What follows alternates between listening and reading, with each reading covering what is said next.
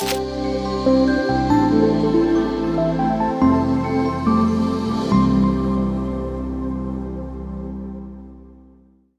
သားတွေနဲ့နတ်ဖျားတွေရဲ့အသက်လူတိုက်ပွဲဖြစ်တဲ့ Ragnarok ရဲ့ပထမဆုံးပွဲစဉ်ဟာအရှိန်အဟုန်အပြင်းဆုံးနဲ့ဆက်သွားနေပါတယ်။ပြီးခဲ့တဲ့အပိုင်းမှာလူသားဘက်ကအားကိုးရတဲ့စစ်သူကြီးလူဘူးဟာနတ်ဖျားတော်ကိုဒဏ်ရာရအောင်လုပ်နိုင်ခဲ့လို့အားလုံးအံ့ဩသွားခဲ့ကြတယ်မဟုတ်လား။ဒါပေမဲ့နတ်ဖျားတစ်ပါးကိုတာမန်လူသားတယောက်ရဲ့လက်နက်နဲ့ဒဏ်ရာရအောင်လုပ်ဖို့ဆိုတာဘယ်လို့မှမဖြစ်ပါဘူး။ဒီနေ့အပိုင်းမှာတော့အဲ့ဒီနောက်ွယ်ကလျှို့ဝှက်ချက်နဲ့အတူပွဲကပို့ပြီးတော့ကြမ်းလာတော့မှာပါ။ပွဲကြည့်စင်ပေါ်ကနတ်ဖျားတွေရဲ့ဥက္ကဋ္ဌကြီး Zeus နဲ့နတ်ဖျားတွေဟာလူဘူးရဲ့လက်နက်ကိုတေချာကြည့်ပြီးတခုခုထူးဆန်းနေတာကိုယုံကြည်သွားကြပါတယ်။ဟုတ်ပါတယ်။ဒါဟာနတ်ဖျားမ Brunhilde ရဲ့အကွက်ကြကြစီစဉ်မှုတစ်ခုပါ။ Brunhilde ဟာသူမရဲ့ Valkyrie ညီမအငယ်မတွေထဲကစတုတ်ထမြောက်ညီမဖြစ်တဲ့ Randgris ကိုလူဘူးရဲ့လက်နက်အဖြစ်ပြောင်းလဲပြီးဖို့တောင်းဆိုခဲ့တာဖြစ်ပါတယ်။ဒါဟာနတ်ဖျားတွေကိုပို့ပို့ထင်းထင်းတော်လှန်လိုက်တာပဲဖြစ်ပါတယ်။လက်နက်အစစ်အမှန်ကိုရသွားတဲ့လူဘူးဟာတော်စီကိုတရှင်ထူးပြေးဝင်ပြီးခုတ်ချလိုက်ပါတယ်။တော်ကလည်းသူ့ရဲ့အားအကောင်ဆုံးလက်အိတ်ကြီး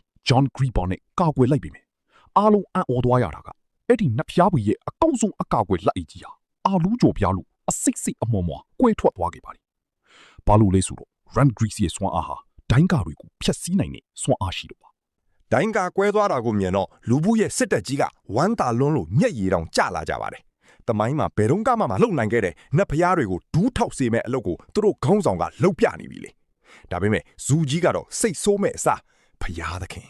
ဒါဟာ Big Bang ပေါက်ကွဲပြီးကြတဲ့ကအစိတ်အလှဆုံးပွဲပဲဆိုပြီးပို့လို့တောင်သဘောကျနေပါသေးတယ်။ဒါပေမဲ့ပွဲကဒီလောက်နဲ့မပြီးသေးပါဘူး။တော်ရဲ့လက်နက်ဖြစ်တဲ့တူတော်ကြီးဟာမြေကြီးပေါ်ပြုတ်ကျသွားပြီးအပူတွေထွက်လာကသွေးခုန်လုံးလိုတဒုတ်ဒုတ်နဲ့လှုပ်ရှားလာပါတယ်။ဟုတ်ပါတယ်တူကြီးကအခုမှအိပ်ရာကနိုးလာတာပါ။တကယ်တော့တော်ဝတ်ထားတဲ့လက်အိတ်ကြီးဟာသူ့ကိုယ်သူကာကွယ်ဖို့ဝတ်ထားတာမဟုတ်ပါဘူး။မနိုးထားသေးတဲ့တူကြီးကိုတော်ရဲ့ပြင်းထန်လွန်းတဲ့စွမ်းအားတန်ကြောင့်မပြတ်စည်းသွားအောင်ထိန်းထားပေးတဲ့ခြိဒုတ်တစ်ခုသာဖြစ်ပါတယ်။အခုတော့လက်အိတ်လည်းမရှိတော့ဘူးတူကြီးလည်းနိုးလာပြီဆိုတော့တော်ဟာသူ့ရဲ့စွမ်းအားအစစ်အမှန်ကိုထုတ်သုံးဖို့ဒုတိယမြောက်လက်အိတ်ကိုပါချွတ်ချလိုက်ပါတော့တယ်။ကွင်းတစ်ခုလုံးတိတ်ဆိတ်သွားပြီးတော်ကလူဘူးကိုကြည့်တာ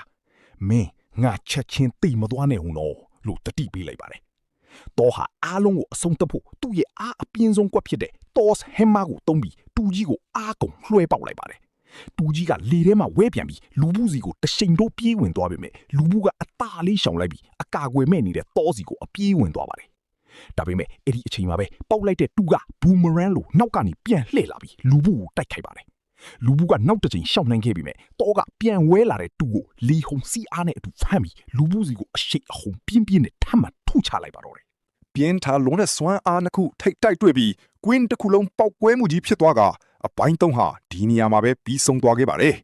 ။ဗီဒီယိုလေးကိုသဘောကျရင် like နဲ့ subscribe လေးလုပ်သွားဖို့မမေ့ပါနဲ့ဦး။အားလုံးပဲနောက်ဗီဒီယိုမှာပြန်တွေ့ကြမယ်။တတား